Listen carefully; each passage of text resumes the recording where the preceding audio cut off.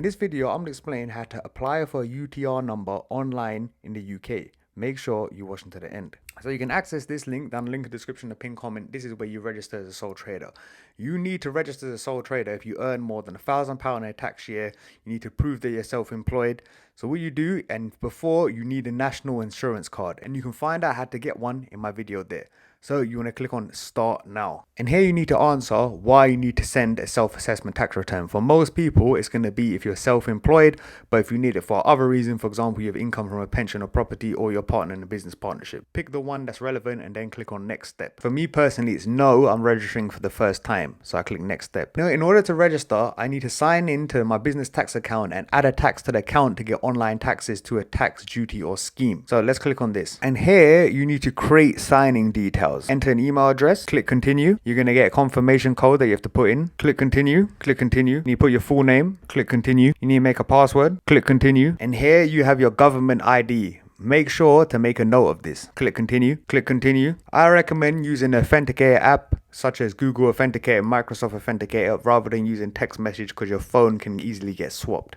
So I would say Authenticator app. Download an app and click continue. Here you need to scan this QR code into your Authenticator app and then click continue. Then you want to put in that 6-digit passcode that's generated from your Authenticator app. Click continue. Then you need to create a name. Click continue, click continue. And here we want to do self-assessment for individuals, then click continue. And this is where we need to get our UTR. So obviously we don't have a UTR, so we're going to say no. And this is going to depend on who you are, but in my case, it's going to be individual. Click continue. We want to do self-assessment, then click next. And here you need your identification. So we'll click continue. You need to put your name, your surname, and your date of birth. Click continue. Now you need the NI number. Remember, you can check my video on how to get an NI number if you don't have one. So I'm going to do yes because I know it and click continue. Here you need to put in your NI number. Click continue. And here they want to verify your identity to prevent fraud. So click continue. I think the most easiest way to do it is to do one, to use a government ID check mobile app. So I'm going to click on that and then click continue. Obviously, it's going to depend on where your phone, computer, or tablet. In this case, I'm on a computer, so I'm going to click continue. And in this case, I have an iPhone. Obviously, if you're Android, pick Android and click continue. Do you have a valid passport? Obviously, if you do, click continue. If you don't, click no. I do, so I'm click yes.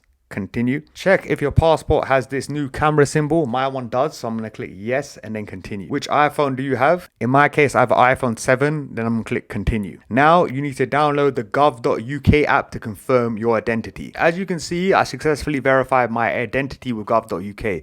To see how I did it, you can check my walkthrough video there. Now I'm going to click continue. If you have a partnership, you want to click self-employed. This is if you have a sole proprietorship with more than one person, but most people are going to pick self-employed / sole trader / sole proprietor. And then we're going to click next. Now this date is going to depend on when you started working for yourself, but in my circumstances, I'm going to do today's date. Click next. Now you need to fill in the following information.